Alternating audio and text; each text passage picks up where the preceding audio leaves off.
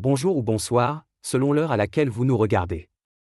Je suis chroniqueur audio et animateur de podcast à l'ODJ Media, et aujourd'hui, je vous lis fidèlement une chronique signée Nisrine Jawadi. Une chronique coup de poing, qui nous transporte là où le smartphone n'est pas un simple gadget de loisir, mais un instrument de contrôle total, la Corée du Nord. On le garde dans la poche, sur la table, sous l'oreiller, le smartphone est devenu une extension de nous-mêmes. Mais en Corée du Nord, ce petit objet du quotidien prend une autre dimension, il n'est pas là pour liker, swiper ou googler, il est là pour surveiller, corriger, rapporter. Oui, comme un mouchard silencieux, 24 heures sur 24. Ce n'est pas un délire de série dystopique, c'est la réalité décrite par la BBC, qui a pu analyser l'un de ces fameux téléphones nord-coréens. Leur particularité ? Ils censurent ce que tu écris, modifient ton vocabulaire à la volée et prennent en photo ton écran toutes les 5 minutes.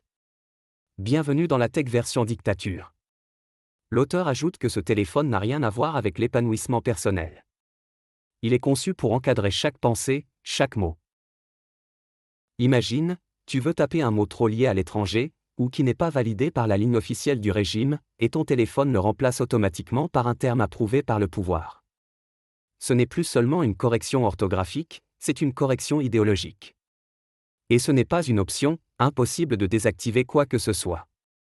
Et ce n'est pas tout.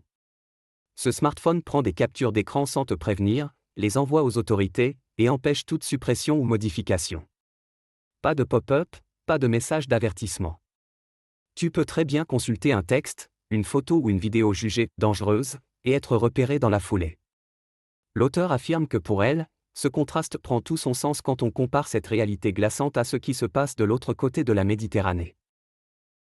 Pendant ce temps, au Maroc, on peste quand le Wi-Fi saute à midi pile dans les cafés bondés ou quand le GPS te perd au moment où tu dois prendre à gauche à Derbe Sultan. Mais ces petites galères techniques, c'est aussi la preuve qu'on a encore la main sur nos applis, nos mots, nos recherches. L'auteur pense que cette comparaison révèle une fracture bien plus profonde qu'un simple décalage technologique, une fracture idéologique. Ce téléphone nord-coréen, ce n'est pas juste un outil technologique extrême. C'est une illustration parfaite d'un régime qui ne veut laisser aucune place à la pensée critique. Moins tu peux dire de mots, moins tu peux formuler des idées, et donc moins tu peux remettre les choses en question. C'est du George Orwell version 2025, sauf que ce n'est plus une fiction. Alors bien sûr, ce n'est pas demain que ce genre d'appareil débarque chez nous. Mais l'histoire a le mérite de nous alerter. L'auteur conclut en nous invitant à prendre du recul sur nos propres usages numériques, souvent banalisés. Quand la technologie devient un moyen de contrôle, elle cesse d'être un outil de liberté.